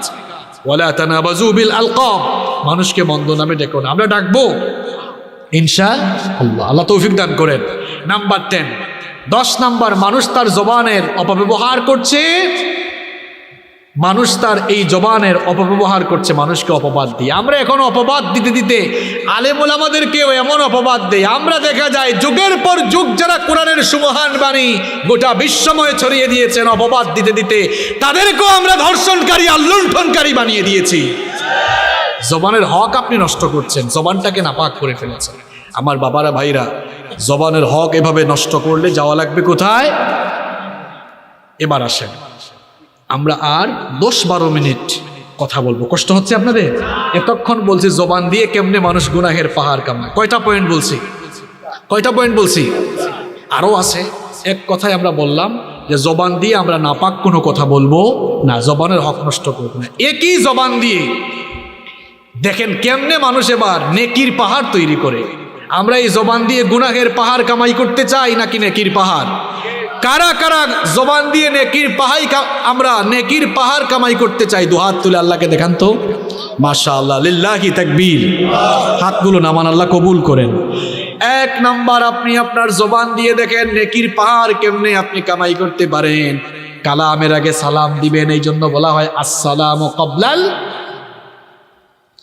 কারোর সাথে কথা বলবেন আগে সালাম দিয়ে দেন, খবরদার সালাম নেওয়ার অপেক্ষা করবেন না। এখন আমরা সালাম নেওয়ার অপেক্ষা করি, কিন্তু নবীজিকে কেউ কোনোদিন আগে সালাম দিতে পারে? সালাম দিলে মানুষের 4টা লাভ হয়। যে ব্যক্তি সালাম দিবে তার 4টা উপকার হয়। জুড়ে বলেন কয়টা? সালাম দিলে লাভ আছে, কোনো ক্ষতি নাই। আর লাভ কয়টা? সালামের 1 নাম্বার লাভ হলো সালামের মাধ্যমে মানুষ নেকি অর্জন করতে পারে, সওয়াব হয়। বলবেন হুজুর কেমনে সওয়াব হয়? এবার সওয়াবের কথা শোনাচ্ছি। নবীজি বলেছেন, কেউ যদি সালাম দেওয়ার সময় আসসালামু আলাইকুম বলে, ফেরেশতা আমলনামায় 10টা নেকি লিখে। আর কেউ যদি কষ্ট করে সালামটা আরেকটু লম্বা করে আসসালামু আলাইকুম ওয়া রাহমাতুল্লাহ পর্যন্ত বলে, ফেরেশতা আমলনামায় 20টা নেকি লিখে। আর কেউ যদি আরেকটু কষ্ট করে সালামটাকে আসসালামু আলাইকুম ওয়া রাহমাতুল্লাহি ওয়া বারাকাতুহু পর্যন্ত বাড়িয়ে দেয়, ফেরেশতা আমলনামায় 30টা নেকি লিখে। তাহলে আপনি আসসালামু আলাইকুম ওয়া রাহমাতুল্লাহি ওয়া বারাকাতুহু এতটুকু পর্যন্ত সালাম দিলে এক সালামে কয় নেকি? 30 নেকি। ডেইলি যদি 100 জন মানুষকেও সালাম দিতে পারেন, আসেন একটু অঙ্ক করি, 100 গুণ 30 কত হইল? 3000। সুবহানাল্লাহ। কত? এক সালাম দিই নাকি? কিন্তু আমরা সালাম দেই না, অপেক্ষা করি। চৌরাস্তার মোড়ে দাঁড়িয়ে আছি, সালাম দিল না। যুবক কেন সালাম দিল না? এই তোর বাপের নাম কি রে? তোর বাপকে আদব কায়দা শিখায়নি? এই কথা না বলে আপনি যদি হে সালাম দেন, আপনি সালামটা দিতেন, দেখতেন 2টা লাভ হইতো। 1 নম্বর, আপনি অহংকার মুক্ত হলেন। সালাম দিলে মানুষ কি হয়? অহংকার মুক্ত হয়, সওয়াবও পাইলেন। 2 নম্বর যে লাভ হইতো, এই যুবকগুলো শিক্ষা পাইতো, বাপরে চাচাকে সালাম দিলাম না, কিন্তু চাচা আমাদেরকে সালাম দিয়ে দিল। পরের দিন আপনাকে দেখলে বা পরে কোনো সময় পাইলে বন্ধুদেরকে বলবে, দোস্ত রেডি থাক, এই চাচা কিন্তু সাংঘাতিক, আগে সালাম দেয়, রেডি থাক, আসলেই সালাম দিবি। তাহলে বাবা আপনার 1 সালামে কতটা লাভ হইল? আপনি যদি ধমক না দিয়ে সুন্দর করে বলতেন, আমরা ঊর্ধ্বতন যারা আছি অধস্তন থেকে সালাম পাইতে চাই, আমি প্রিন্সিপাল, আমি কেন সালাম দিব? তা আপনি সালাম দিলে কি হয়েছে? নবীজি তার ঘরের চাকরকে সালাম দিয়েছেন। নবীজির ঘরের খাদাম ছিলেন আনাস বিন মালিক। তিনি বলছেন, কোনদিন নবীকে আগে সালাম দেওয়ার সুযোগই আমার হয় না। সুবহানাল্লাহ। তাহলে সালামের 1 নাম্বার লাভ কি হয়? সওয়াব হয়। আপনারা তাহলে হাই হেই, এখন তো বের হয়েছে হাই হ্যালো হেই, এই হাই হ্যালো হেই বললে সওয়াব হয়? ওয়েস্টার্ন কালচার প্র্যাকটিস করছি, আমরা বলি হাই গুড মর্নিং। এখন সকালবেলা বউর সাথে ঝগড়া করে আসছে, আপনি বলছেন গুড মর্নিং, আপনাকে কাছে বাইরে বলতো আয়, কানের পাশে থাপ্পড় দিব বেটা, এটা গুড মর্নিং আমার জন্য না ব্যাড মর্নিং। কিন্তু মন যতই খারাপ থাকুক, সালাম দিলে কি মন খারাপ করবে নাকি? এজন্য সালামের 1 নাম্বার ফায়দা হলো নেকি হবে। সালামের 2 নাম্বার লাভ হলো সালামের মধ্যে দোয়া আছে না নাই? সালাম দিলে দোয়া বিনিময় হয়। আপনি সালাম দিলেন আসসালামু আলাইকুম ওয়া রাহমাতুল্লাহি ওয়া, এটা কি দোয়া না বদদুয়া? এটার অর্থ হলো তোমার উপরে শান্তি, রহমত, বরকত নাজিল হোক। সুবহানাল্লাহ। সালামের যে জবাব দেয় সেও তো সেম কথা বলেই জবাব দেয়। আর শুনেন, আমরা অনেক সময় মানুষের জন্য দোয়া করি না, অনেক সময় আমি নাচতে কয় ভাই হুজুর আরেকজনের জন্য দোয়া করে আমার কি লাভ? আসলে তো আমরা সবসময় লাভ তালাশ করি, স্বার্থ তালাশ করি, লাভ আছে। নবীজি বলেছেন, কোন বান্দা যখন তার আরেক ভাইয়ের জন্য দোয়া করে, ফেরেশতা হাত তুলে বলে, আল্লাহ এই বান্দা তার আরেক ভাইয়ের জন্য যে দোয়াটা করেছে, এই দোয়াটা আগে আপনি তার জন্য কবুল করেন। সুবহানাল্লাহ। তাহলে সালামের 2 নাম্বার লাভ, সালাম দিলে কি বিনিময় হয়? এই যে হলুদ শার্ট পরা, এদিকে তাকান, সালামের কয়টা লাভ? 4টা লাভ। 1 নাম্বার কি বললাম? সালাম দিলে কি হয়? নেকি হয়। সবাই বলেন কি হয়? 2 নাম্বার, সালামের মাধ্যমে কি বিনিময় হয়? সবাই বলেন সম্পদ, দোয়া বিনিময়। কি বিনিময়? 3 নাম্বার, সালাম দিলে বরকত নাজিল করেন কে? আনাস রাদিয়াল্লাহু আনহুকে বলেন, আনাস তুমি যখন ঘরে ঢুকবা, ঘরে ঢুকে সালাম দিও, এতে করে আল্লাহ তোমার উপরে আর তোমার ঘরের উপরে রহমতের বৃষ্টি নাজিল করবেন। আরো আসতে বলেন সুবহানাল্লাহ। আমাদের ঘরে শান্তি নাই, আমরা সালাম দিই না। ভাবিদেরকে সালাম দেন তো আপনারা? কয় আমি জামাই, আমি কেন সালাম দিই? জামাই কি সালাম দেয়? এক ভাই বলছে, হুজুর সালাম দিয়ে আমি একদিন বিপদেও পড়ছি। বললাম কি বিপদ? ঘরের মধ্যে কলিং বেল দিয়েছি, আমার বউ দরজা খুলছে, বললাম আসসালামু আলাইকুম। বউ বলে, কি ঢং শুরু করছে, আমাকে তুমি চিনো না? আমরা মনে করি যে সালাম শুধু নির্দিষ্ট কিছু মানুষকে দেওয়া যায়, সালাম সবাইকে দিতে পারবে, কোনো অসুবিধা আছে? তাহলে সালামের 3 নাম্বার লাভ, সালাম দিলে বরকত দেন কে? 4 নাম্বার, সালাম দিলে ওই লোক এবং যাকে সালাম দেওয়া হয় সবার হেফাজতকারী হয়ে যান কে? আল্লাহ। তাহলে আমরা সালাম দিব, তবে সালামটা উল্টাপাল্টা দেওয়া যাবে না। এখন অনেকে সালাম দেয় সালাম আলাইকুম, আমরা সিলেটে আবার আরো খালাখান সালাম দেয়, তোরা সিলেট যুদ্ধ কোয়া লাগবে না। আমাদের সিলেটে অন্যরকম সালাম অনেকে দেয়, বলে আসসালাম আলাইকুম, মহিলারা এরকম বলে আসসালাম আলাইকুম। আসসালাম আলাইকুম এটা কোনো সালাম হইল? আপনারা সবাই আমাকে একটা সালাম দেন তো, শুদ্ধ করে একটা সালাম দেন সবাই। আপনাদের পেকুয়ার মানুষ এরা আবার ভালো, দেখছেন সালামটা কত সুন্দর। তো অনেকে বলে সাম আলাইকুম, আলেমরা আছেন এখানে। সাম মানে কি? সাম সাম মানে মৃত্যু, সাম মানে এখন সালাম মানে শান্তি, আর সাম মানে যে বলে সাম আলাইকুম মানে তুই মরি যা, তুই কি হ। আসসালামু আলাইকুম মানে তোমার উপর শান্তি বর্ষিত হোক, আর সে বলতেছে আসসালামু আলাইকুম আসসালামু আলাইকুম মানে তুই মর, তুই কি হ। এক ইহুদি, শোনেন, নবীজি আম্মাজান আয়েশার সাথে বসে আছেন, এক ইহুদি টিটকারি দিয়ে সালাম দিল আসসালামু আলাইক। দেখেন লামটা বাদ দিছে, আসসালামু লামটা বাদ দিয়ে বলছে আসসালামু আলাইক। নবীজি বললেন ওয়ালাইকুম, কি বললেন? আয়েশা রাদিয়াল্লাহু আনহা বলেন ইয়া রাসূলুল্লাহ, বলেন সাল্লাল্লাহু। লোকটা সালাম দিল আর আপনি সালামের জবাব পুরাটা না দিয়ে বলেন ওয়ালাইকুম। নবীজি বলেন আয়েশা তুমি তো জানো না সে কেমন টিটকারি মারছে। সে বলছে আসসালামু আলাইক মানে মুহাম্মদ তুমি মরে যাও, আমি বলছি ওয়ালাইকুম, আমার জন্য যা তোর জন্য তা। এই জন্য অমুসলিম ভাইরা আপনাকে সালাম দিলে সালামের উত্তর দিবে না। যেমন আমার সাথে অনেক হিন্দু ভাইদের সম্পর্ক আছে না, থাকতে পারে পরিচয়, তারা অনেক সময় সালাম দেয়। তো অমুসলিম ভাইরা সালাম দিলে তাদেরকে নিয়ে আপনারা টিটকারি করবেন না, মন চাইলে জবাব দিবেন, মনে মনে বলবেন ওয়ালাইকুম। যদি সে আপনাকে সত্যি অভিবাদন জানায় আপনি বলবেন ঠিক আছে, তুমিও শান্তিতে ভাষা। আর মনে ওই ইহুদির মতো খারাপই থাকলে যা তোর উপরেও খারাপই, মনে মনে বলবেন ওয়ালাইকুম, ঠিক আছে। কিন্তু কারোর সাথে মারামারি করা যাবে, আল্লাহ বুঝার তৌফিক দান করেন। তাহলে দেখেন জবানের ব্যবহার করব কালামের আগে, কালাম মানে কি? কথা, আর কি কথার আগে কি দিব? কষ্ট হচ্ছে না তো? শেষ নাম্বার 2, 2 নাম্বার, কথা যখন বলবেন সতর্ক হয়ে বলবেন, কারণ আপনার প্রত্যেকটা কথা রেকর্ড করেন কে? রব্বুল আলামিন বলছেন যা বলছো সব কিছুই তো রেকর্ড হয়। মা ইয়ালফিযু মিন কাওলিন ইল্লা লাদাইহি রাকীবুন আতীদ। যা বলছি সব রেকর্ড হচ্ছে কি হচ্ছে না? এই ক্যামেরাগুলো বানাইছে কে? আল্লাহ না মানুষ? মানুষ। কিন্তু মানুষ যে বানিয়েছে, এই মানুষের মাথায় জ্ঞানটা দিয়েছেন কে? আল্লাহর দেওয়া জ্ঞান দিয়ে মানুষ ক্যামেরা বানিয়ে কথা, অডিও, ভিডিও সব ধরে রাখতে পারে। আর যে জ্ঞান আল্লাহ দিয়েছেন মানুষকে, ওই আল্লাহ বুঝি আমাদের কথাবার্তা সব রেকর্ড করে রাখতে জানেন না। তা আপনার কথাগুলো কি রেকর্ড হয় না? যেন সতর্ক হয়ে কথা বলতে হবে। 3 নাম্বার, সুন্দর ভাষায় কথা বলতে হবে, নরম, গরম হওয়া যাবে না। আমাদের শরীরে সবচেয়ে নরম জায়গা জিহ্বা। জিহ্বা আল্লাহ নরম করে দিয়েছেন যেন মানুষ নরম জিহ্বা দিয়ে নরম নরম কথা কয়, কিন্তু মানুষ এই নরম জিহ্বা দিয়ে বেশি গরম গরম কথা কয়। এই করে ফেলবো, সেই করে ফেলবো। দেখেন না ওই দিন একদম গরম হইতে হইতে একজন তো বলে ফেলছে হুজুরদেরকে একেবারে চুল দাড়ি কামাই ফেলবো। কথা শুনে মনে হয় না কোনো ভদ্র মানুষ, মনে হয় সে নাপিতের বংশধর। আল্লাহর দিনের বিরুদ্ধে গিয়ে কেউ কিন্তু ভালো থাকতে পারে। আবু লাহাব কেমনে মরছে সূরা লাহাব পড়ে দেখিয়ে। আপনারা কি জানেন আবু লাহাব নবীজিকে পাথর মেরেছিল?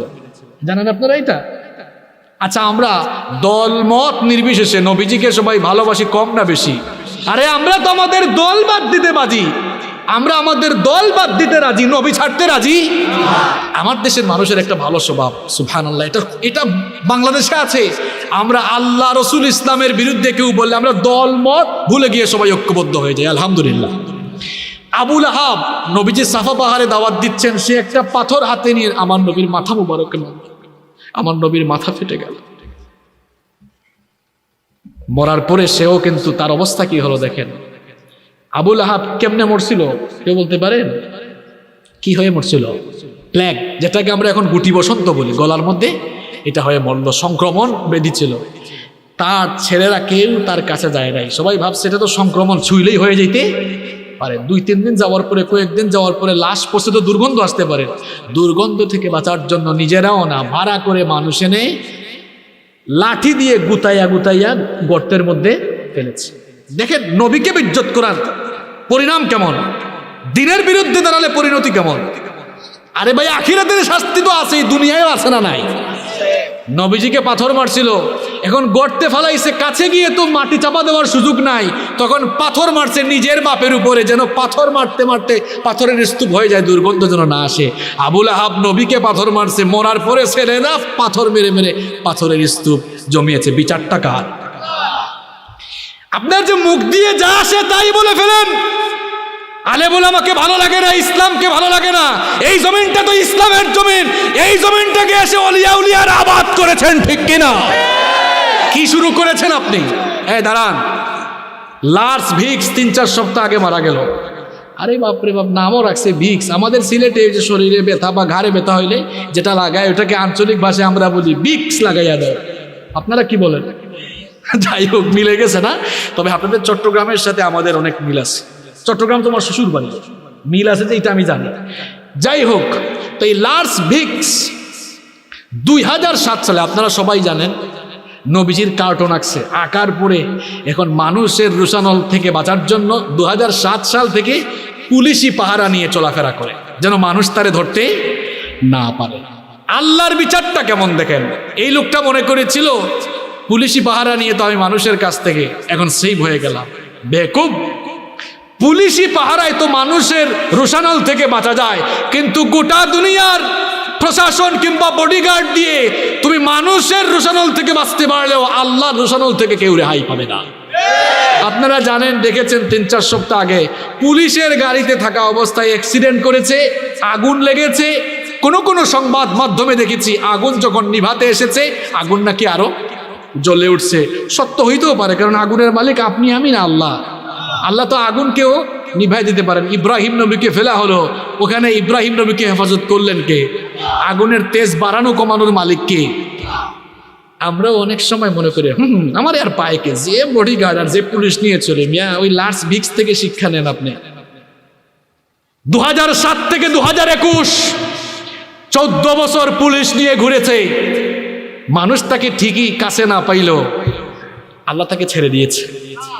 ছেড়ে দিয়েছে আল্লাহ। ধরে না, যখন ধরবে আপনাকে বেইজ্জত করে কিন্তু আল্লাহ দুনিয়া থেকে বিদায় করবে।